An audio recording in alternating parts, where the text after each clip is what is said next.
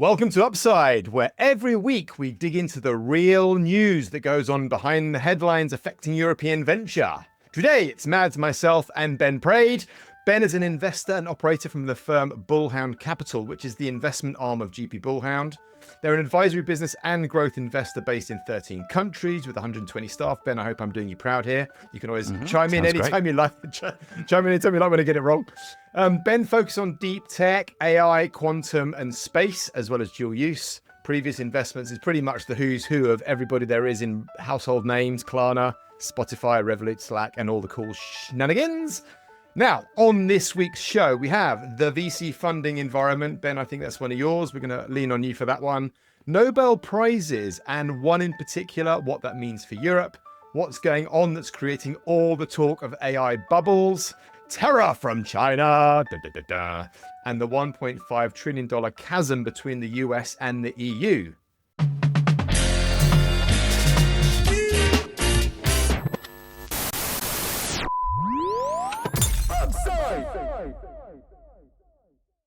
Gentlemen, how the heck are you? Ben, kick off. What's new with you? How are you? Tell us good stuff.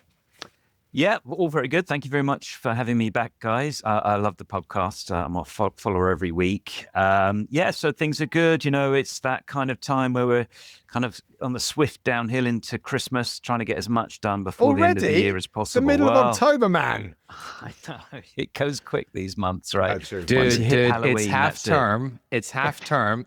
It's half term tomorrow. Yeah. You get 2 weeks of that. When you're back, it's Halloween, and then there's a month to December. Yeah. 2025 is practically over. Yeah. Unbelievable. It's nuts. Unbelievable. Yeah. What the heck? Mads, what's cooking with you apart from planning for Halloween and half term? I've got your well, absolutely. And Christmas parties and this, that, and the other. No, I mean, look, deals to be done. You know, we're hopefully closing a deal tomorrow. Super exciting. Something we've been working about and on for months. So looking forward to announcing that in due course. Yeah, one of our biggies. I'm excited about that. Anyway, enough about us. Let's talk about, in fact, Ben, this is yours to kick off. When we were planning the show, one of your points was an intrigue or a share, I guess, around the fundraising environment.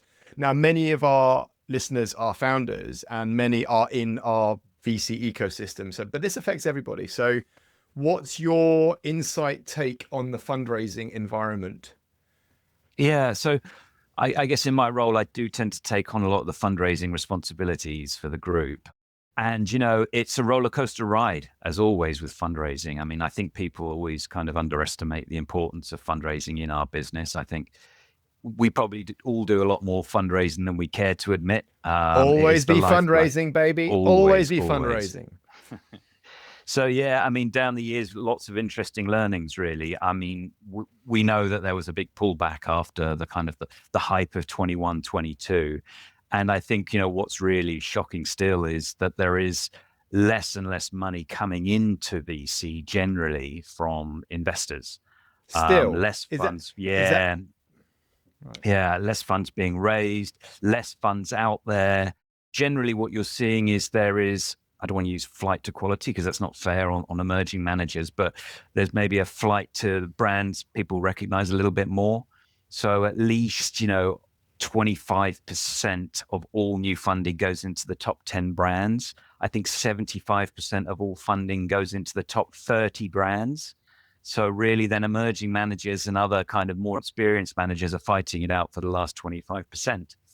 I think probably there was too many funds after that boom in 21, 22. So, you know, a thinning out of the market probably isn't a bad thing, but it's definitely bleak out there. And I think, you know, one of the things I was going to bring up is that, you know, different sources of funding are coming into our market, and sometimes they come with different implications. You know, I think a lot of funds in the US, when they're raising money from institutions, you know, those institutions trust those brands. They like the venture capital risk. They are happy to give managers money and for those managers to go out and do what they do best.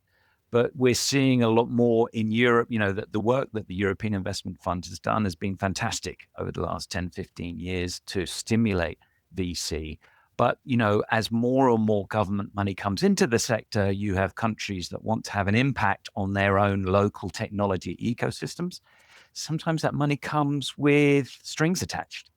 Sometimes it comes with policy goals that maybe don't align with all good investments, and so sometimes the European ecosystem kind of suffers a little bit from the goodwill of governments that want to support the ecosystem, but sometimes that is you run into this issue of the tail wagging the dog. Funds need the money. I was at a conference this week, defense conference actually, and somebody Of course stood up it was. it's the hot topic. Somebody stood up and said, well, look, VCs these days, they don't have any risk appetite. Really? And I think, the people such as yourselves and us, the risk appetite is there. But a lot of the time, if you're going to go and raise a fund, you're going to have to raise a fund in a certain way to be able to get that money in. And sometimes the money wants certain things. So I think it is a bit of a situation that we need to deal with.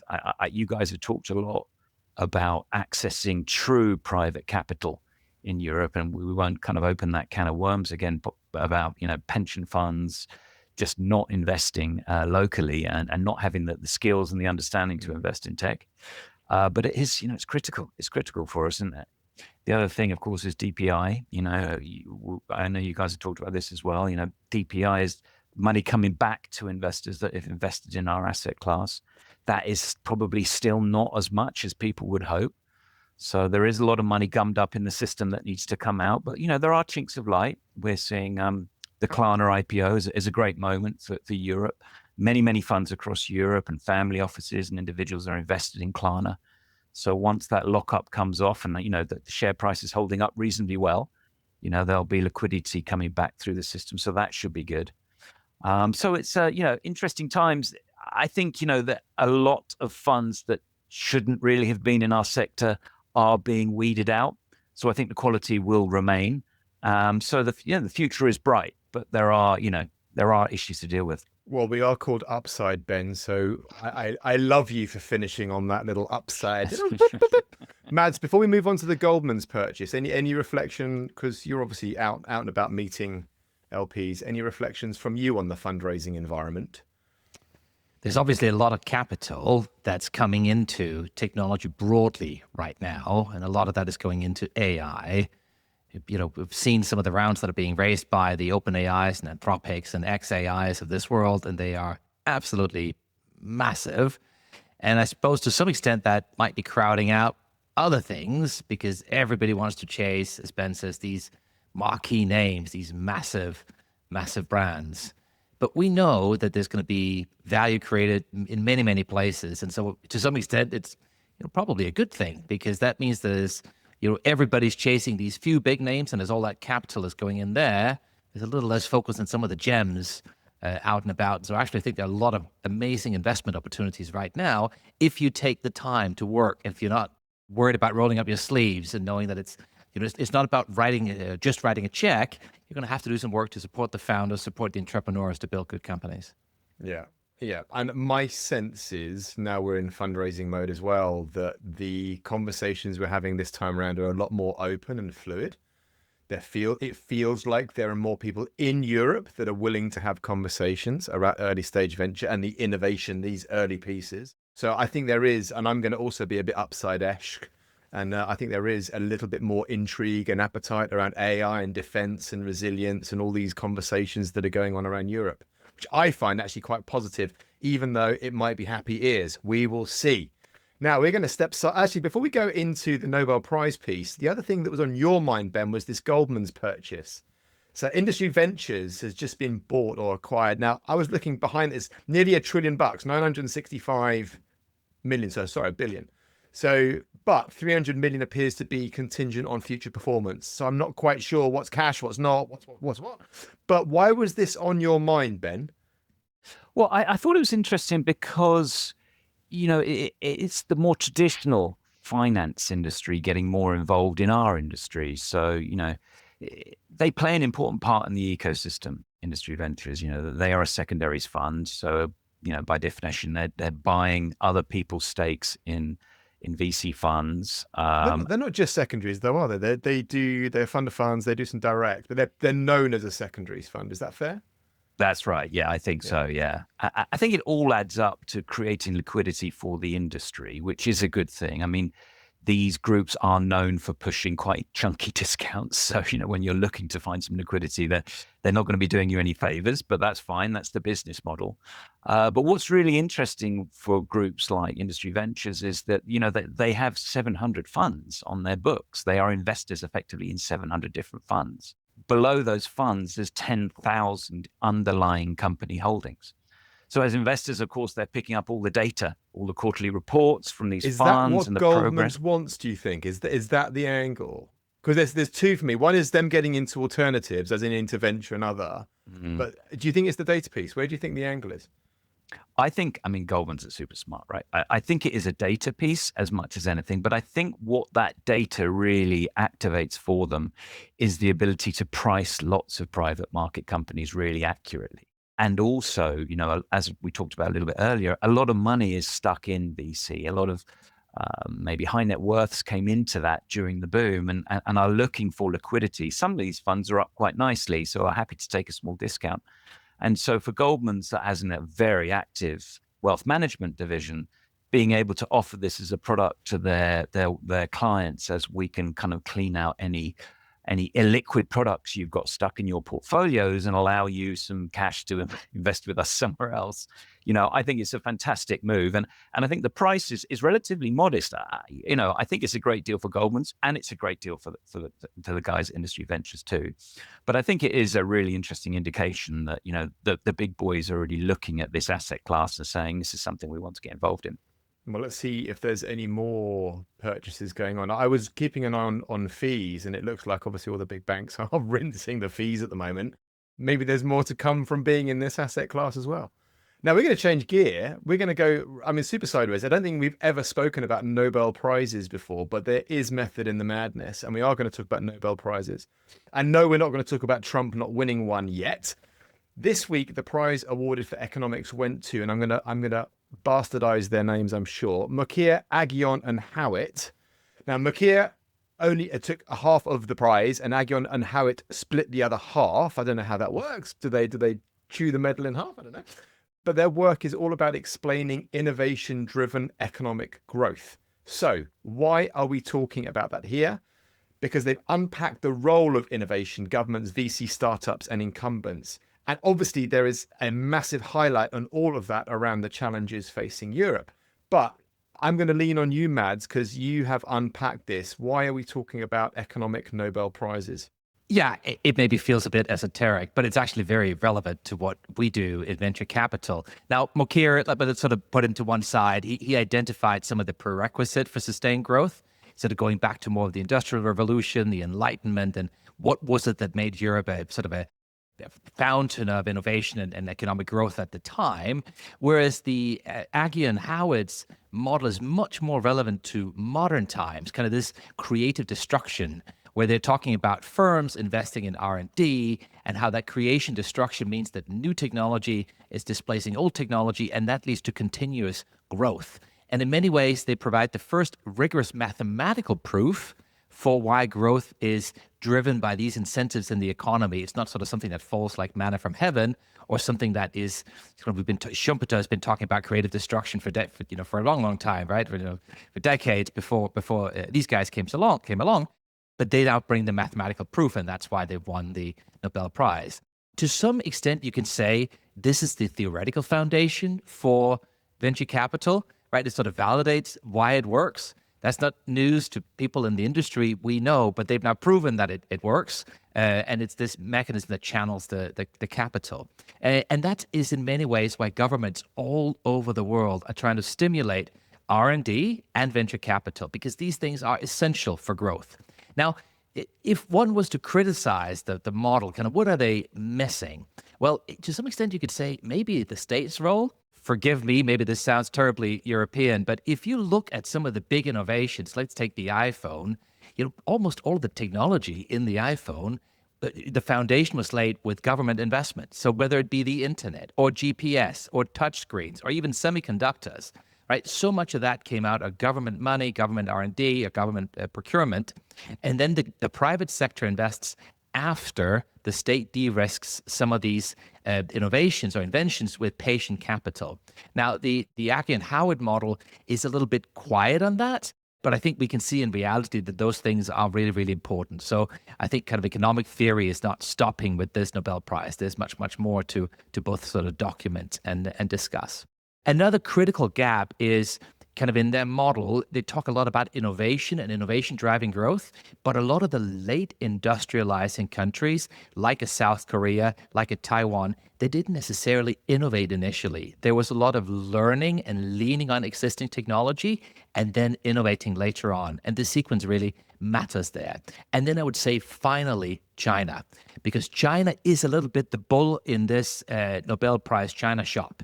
They've demonstrated that economic growth is about innovation, but not only about innovation. They've managed to grow their economy phenomenally with a combination of infrastructure investment, it kind of be the bridges, the roads, the house building, which they've done massively, and a lot of innovation at the same time. Where you could say some of these classical economical models might say, look, it's all about innovation. Don't worry about investing in all the other stuff. The Chinese model was very much, well, we'll do both. We'll do both really well. And what they've demonstrated is when you do that, you can come out in some ways on top. If you look at robotics, for example, China today, just 15 years ago, people were thinking about it as a low-cost manufacturing hub. Well, guess what? Where do you automate? You automate when labor is expensive. Well, today, China's got 5 times as many industrial robots per capita as the UK does. Okay, and it's also a much larger country. If you look at AI, their innovation is incredible. The top 5 open source models today are all Chinese. They've got dark factories that are terrifying some Western execs. Maybe we're going to unpack that in a bit. So I think to some extent, whilst we're looking at this Nobel Prize here and these economic models, I think there's a lot of insight there, but I maybe also think there are some things they're missing a little bit in their model. And I think as we think about how Europe can regain leadership and get back on the growth trajectory, it's important not to forget some of those lessons. Well, yeah, we are definitely going to slightly unpack the terror and fear felt by some Western executives that visited some Chinese factories. But before we go there, Ben, any thoughts on, did you see the Nobel Prize? Did this catch your eye this week? Yeah, I mean, it's really interesting to see economic theory coming up like this. I think it's wonderful. I mean, I did economics at university, and it's a subject that doesn't get talked about very much at the moment. That the theories are quite qualitative as well. It's quite opinionated, and I think it's brilliant to see it up there and for everyone to be really reminded of the basics of how economies work and what it's all about. But I think we live in a time where there's ample opportunity for development. And I think, AI has created lots of new industries at the moment, but it doesn't seem to be moving mankind on that much so far. Obviously people are kind of reaching for the low-hanging fruit when it comes to developing business models. I saw this week or just today that Mistral is developing a group of AI-powered science research, which sounds really exciting to me. I think it's wonderful that groups can start really applying AI in deep scientific research. It doesn't necessarily have an automatic financial benefit to it. And I think, that's one of the great things about Europe is that we still do research for the benefit of research to move us on as a species. It's not all about new businesses and listing on stock exchanges. But we need the money, Ben. We need the money. Show me the money. Give me the money. Yes. Maybe there is a deep tech, which I'm assuming there's a deep tech angle to the Mistral work. We're going to talk about AI bubbles, but we're not going to talk about AI bubbles. There are so many stories, and I guess we will see this will rinse repeat. This AI bubble story will rinse repeat in the news until there is some form of correction or crash. But what we thought would be interesting would be to look at some of the facts that are fueling the stories and some of the AI assets and facets that are actually creating some of the dialogue. So OpenAI obviously spoke this week or last week about having 800 million users. They released Sora, Agent Kit, and other more enterprise-focused toolkits.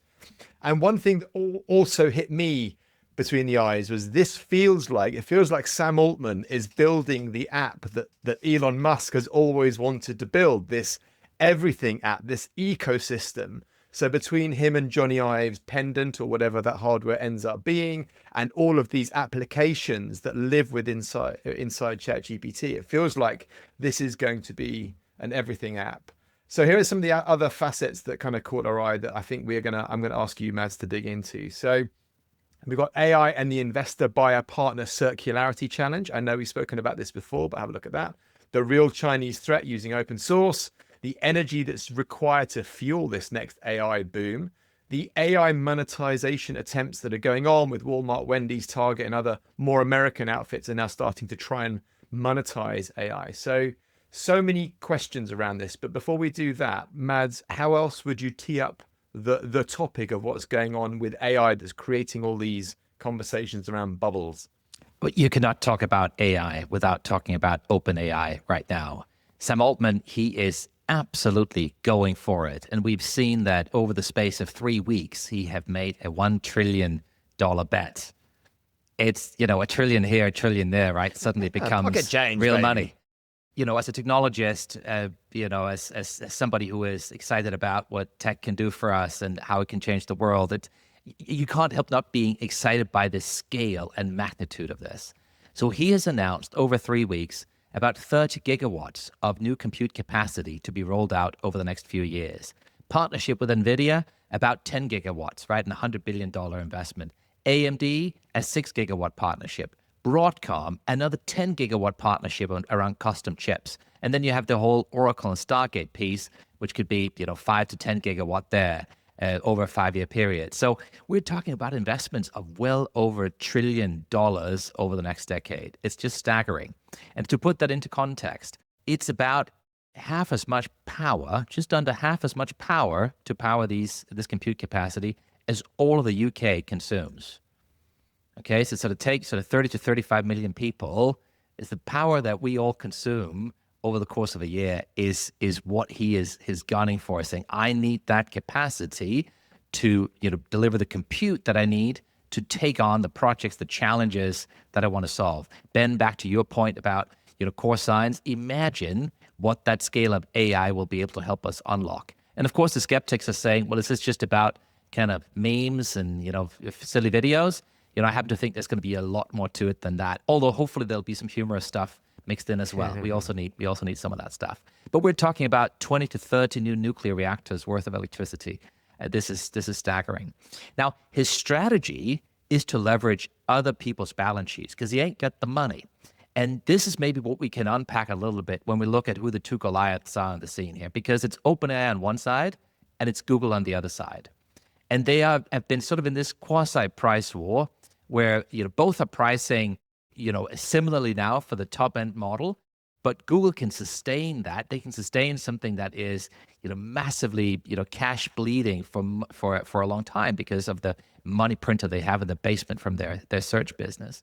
Now, at the same time, the main threat to Google's business is OpenAI monetizing ChatGPT via ads and stealing Google's ad business. And so the question as you line this up is, will Google be able to be predatory enough to push OpenAI enough that they can protect their search business and their search revenue? Or will OpenAI be able to snaffle away ad dollars from Google and really hurt them? And right now, there are two Goliaths here. It's really hard to say with certainty who is going to win because yes, Google's cash flows are formidable, but so is Sam Altman's ability to do alliances, as we've seen, to strike these deals and raise a phenomenal amount of capital. So it's a really, I'm going to get out the popcorn, guys. There's showdown coming. Yeah, really, for sure. So Ben and Mads, I'm going to come back to you in a second because I want to talk a bit more about some of the other aspects of this. But Ben, without having a bubble, no bubble conversation, if possible, but maybe we should. But what else is on your mind on this topic? Well, I guess everybody's talking a lot about the deals being done between the big players and this circularity. But, I don't think there's anything new about circularity in industries. We've seen vendor financing operating successfully in many industries. I mean, the whole car industry is built on vendor financing. Most people don't own their own cars, and ultimately the company that sold you probably does. So I think as long as the financing arrangements are reliable, I think, what always causes blow-ups in most financial situations is people taking short-term cash and putting it out on a long-term basis.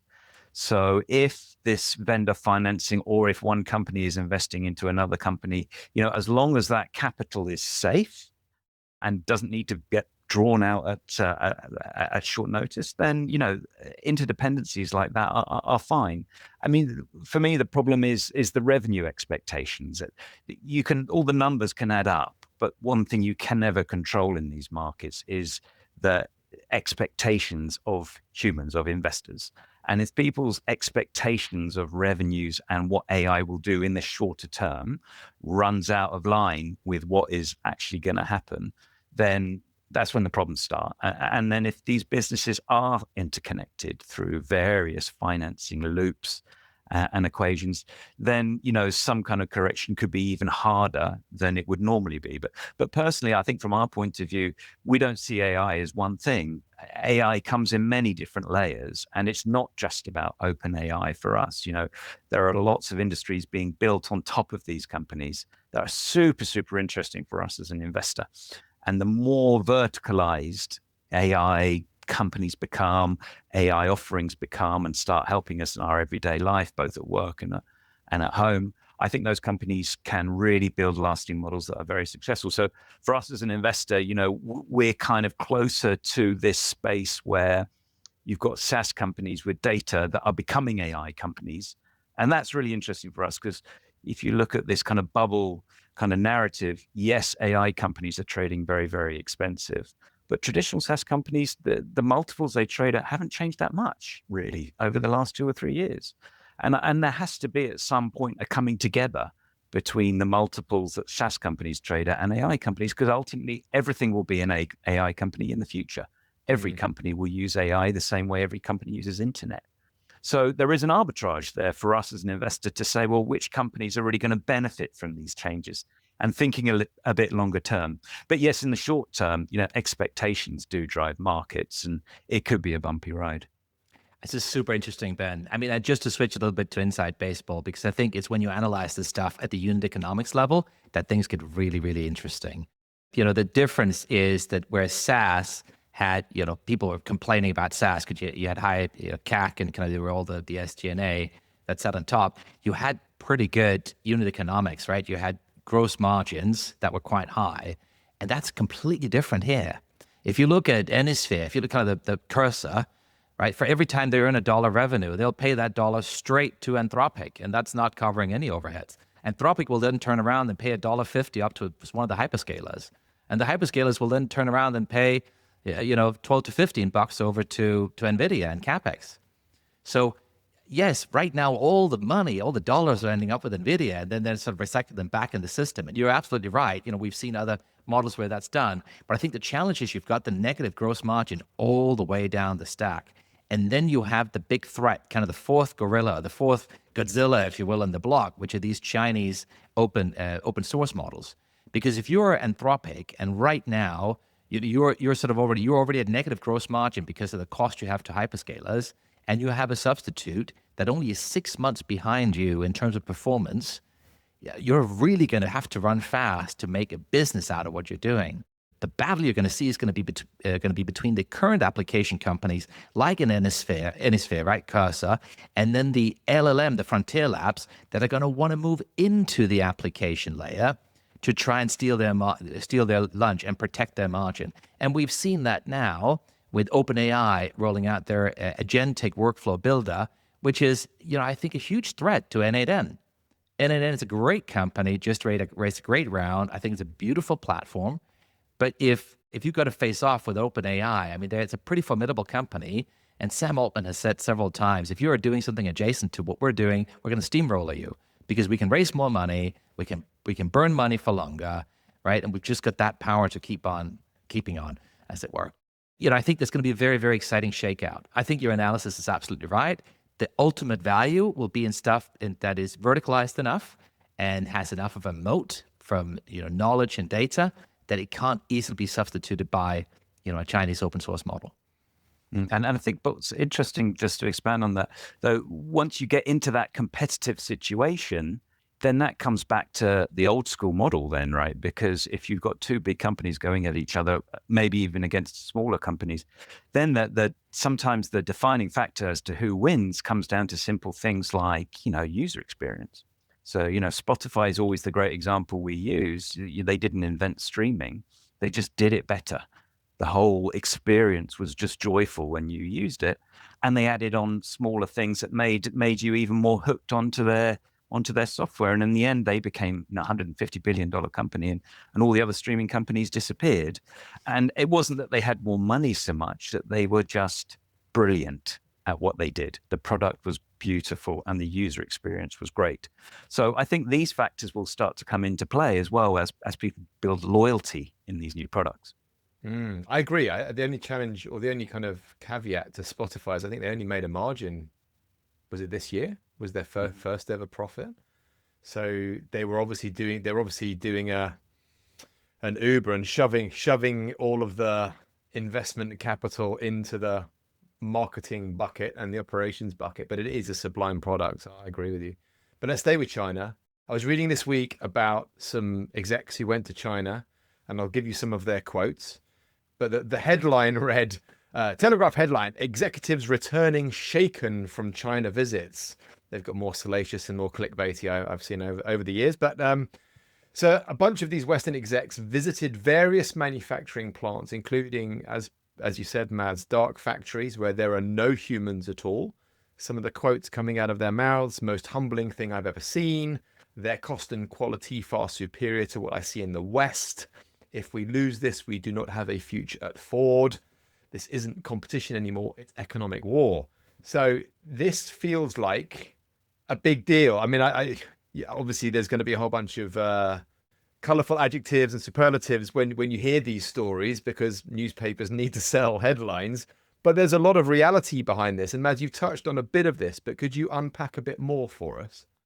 Yeah, I think we've touched on a lot in the previous segments, but I think we have quotes from several execs, but I actually think Jim Farley is probably the most important of them. And the fact that he is and feels as threatened as he does, we've seen the same from the German automotive companies. They've just taken an absolute beating, and companies like BYD are really cooking, running on all cylinders right now. And Jim Farley's Ford, right, Mads? Yeah, he's Ford, exactly. And people will say, look, Ford hasn't been innovating for a long time, et cetera. Well, it is still one of the bedrocks of the U.S. automotive industry, and it's a huge employer and hugely important for the American economy, just like the German and European automotive companies are important for the European economy.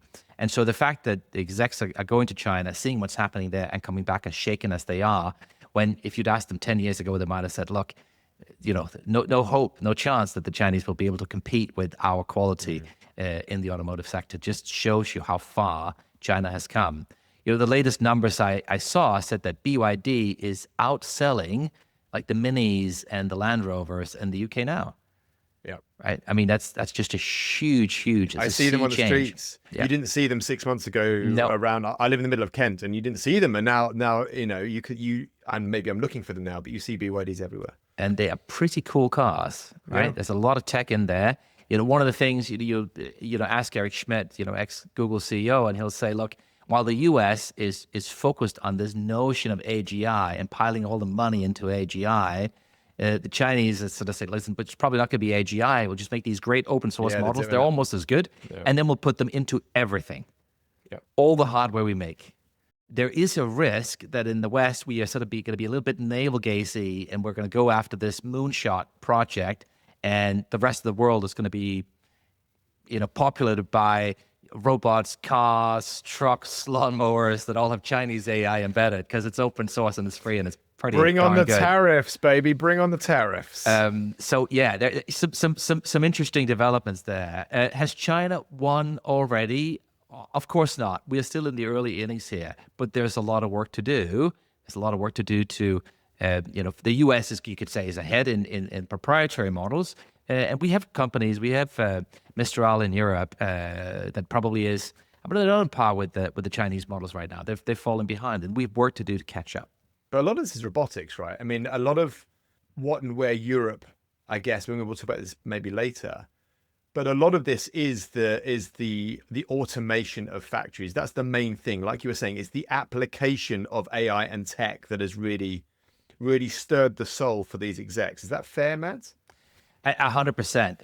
And we look at, if we look at the global economy, so we spent the last 50 years as a tech industry digitizing and automating all the quote unquote easy bits, right? The kind of the banking transactions, the travel reservations, the e-commerce transactions, all that stuff with nice and good data inside the data center. Whereas all the stuff that happens out in the real world, in factories, on construction sites, in logistics centers, have been quite resistant to automation. It's been really hard. We haven't had the right sensors. We haven't had the right AI models to really process the data in the way we can now. And so we're seeing this massive shift now towards physical AI.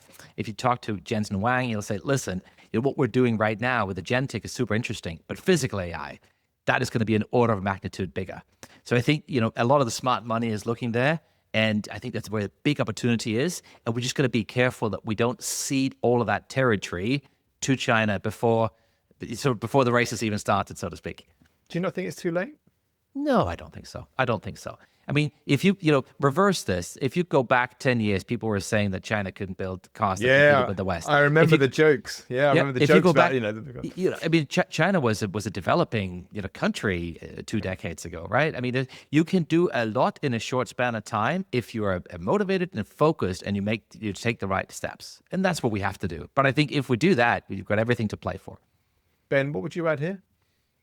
Well, I think they've definitely won the battle at the moment anyway, in terms of the electrical stack. Their ability to do the physical side of AI, as Mads says, is just incredible.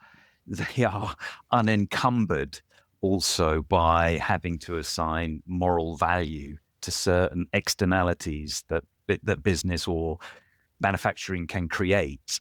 That does kind of hold us back in some respects, and allows them to move forward with just incredible force and progress. So, I mean, that's something that's a whole nother debate around, society in general. But they definitely have the best, electronic motors. They have the best batteries. They've integrated all of those systems way ahead of anyone else.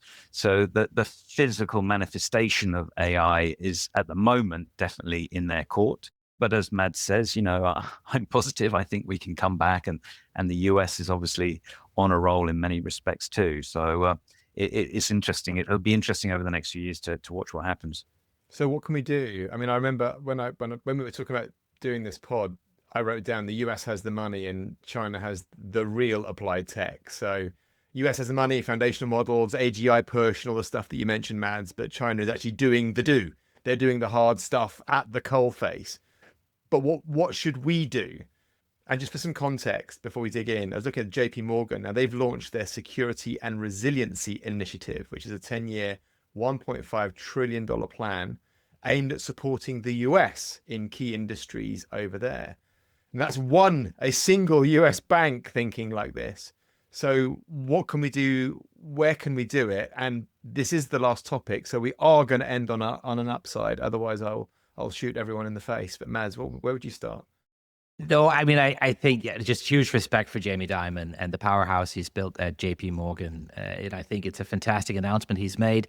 Now, what is it actually? It is, well, it's mobilizing 1.5 trillion for investment into these 27 key industries. So it's $10 billion directly from their own balance sheet, and then the remainder mobilized from their incredible group of clients through lending, underwriting, advisory work. So we'll put some money and we'll prime, and then we'll use the breadth of our business to bring in that 1.5 trillion, mobilize the money to bring it to the businesses, to the founders, to the entrepreneurs, to the projects that can use this capital productively to push the US economy further ahead. This is what good entrepreneurship is. So I think that's very, very exciting. We sometimes say that the US has got the money, but I think the truth is there are trillions and trillions of capital in Europe. I think today we're just tying it up with the wrong stuff. For better or worse, and probably actually for worse, we've been funneling that into a we've allowed ourselves to grow a welfare state that's become incredibly expensive. We're running all these losses all the time. We got to finance that. So governments, they go to pension funds and say, give us your money. And so the poor pensioners are lumbered with all these government bonds that give almost no returns. And you have this vicious cycle of, keep running deficits, spend more, borrow more. Pensioners get, low returns. So you need to put more into your pension because the returns are so low. So you get much less out of it. And so it's a negative spiral. But negative spirals can be turned around. And if we start to funnel that capital differently, funnel more of it to productive use, to real businesses that can grow stuff, probably need to trim a little bit back on some of the welfare spending we have today, means test some things, think more carefully about, where do we spend, how do we apply things, right? So we can free more resource up to invest in businesses that can create the wealth for tomorrow and for the future. I think, again, everything is here to play for. We know the talent is here. We know there are amazing people. We know a lot of the people that go on to build great tech companies in the US, they come from Europe. And we also know that if we had more funding here, more of them would stay here for longer and build bigger businesses. So, yeah, again, I'm certainly optimistic. There's work to do, but again, that's why we're here. Ben, what would you add? I'm also, I'm also feeling good about it. I think that we know the problems. We know that institutional capital in Europe and in the UK isn't coming into the growth sectors where we need it to be. But I think the willingness is there. I was at a conference in Scotland. It does feel like it. Yeah. I was at a trustee conference in Scotland, and lots of trustees of pension funds there were super, super interested in what we were doing. The willingness was there. I think they realized that when they're supporting their pensioners through, good pensions and good amounts of money into their old age, they also want a country that is competitive for the pensioners' kids and, for their jobs to be there for the whole country in general. So it's not just a monetary thing for pension funds. And I think the trustees are seeing that. There are some problems to be ironed out, of course, but the fact that we've stayed in the same league, I hope we have, as some of these big players like the US and China, with the big difference in capital that we have available to us, shows the amazing resourcefulness that Europe has. And that comes back down to the academics and the institutions and the entrepreneurial spirit. So all the pieces are there. We just need to unleash that capital at the early stage and even more so at the growth stages, which is what we're trying to do at GP Bullhound. But I'm very bullish. And I think in the long run, some of these kind of societal issues that have held us back, and that have allowed places like China to push forward so aggressively, may start to come back and be an advantage for us. As that middle class grows in China, will they be as hungry just to go out and work and not think about personal freedoms into the future? Maybe they will start to change their opinions, and the rule of law and decency in general of Europe might be a place where people want to be based, and the good things about European society in the long run might win out. I hope so. I mean, let's face it. China is a society with its own problems. They've got massively structural problems around demographics. They got problems around. So their strength is also the weakness, in the sense that one of the reasons why they are so competitive and they can channel so much capital into investment is because nobody spends anything. So people are generally not spending, they're saving, meaning there's just not enough consumption domestically. And therefore you're reliant on exports to fuel growth. And so, absolutely. I mean, one or two things is going to happen. Either Chinese consumers at some point will wake up and they'll start spending more, especially as they age. People can't work forever. They're starting to encourage it, aren't they, Mads? The Chinese government is trying to get more. They've tried to do that for a long time with very limited success. But again, it's hard to imagine 85-year-olds, working, 12-hour factory shift. I mean, at some point, the demographics will force a shift. It's going to happen. It's inevitability, right? Demographics are destiny, as people say. The other thing is we are going to see a rewiring of the international trade order. People can argue about Trump's approach and some of the means he's using, but I have no doubt that if we look kind of 10, 15 years into the future, the global trading system will look different from the way it does today. So I think some of this stuff naturally, as Ben, as you're saying, will change. It's a matter of time. I'm always intrigued as to what is going to be a cultural shift as to what is going to be a commercial shift. And my sense is there are going to be many more cultural pushes for this new world realignment as much as there are commercial pushes, but we'll see. Right, we are nearly out of time. Mads, you have a deal of the week. What is yours and why? It's a super cool Swiss company. It's physical AI. It's eco-robotics. Robotics. Exactly. They've just raised a 90 million euro Series D led by Highland Europe and our friends over at McWin. And essentially, it's precision spraying robots for agriculture. So super cool stuff, kind of cameras that scan fields and AI that identifies the soil and crops and weeds in real time. And then make sure that the robots, they only spray where needed, which can reduce the herbicide and pesticide use by up to 95% while still giving as good or better results.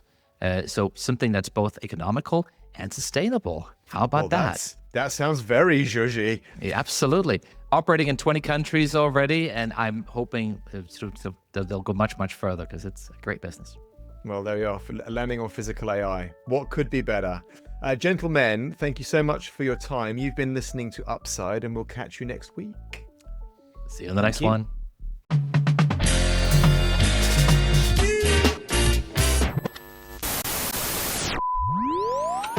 Upside!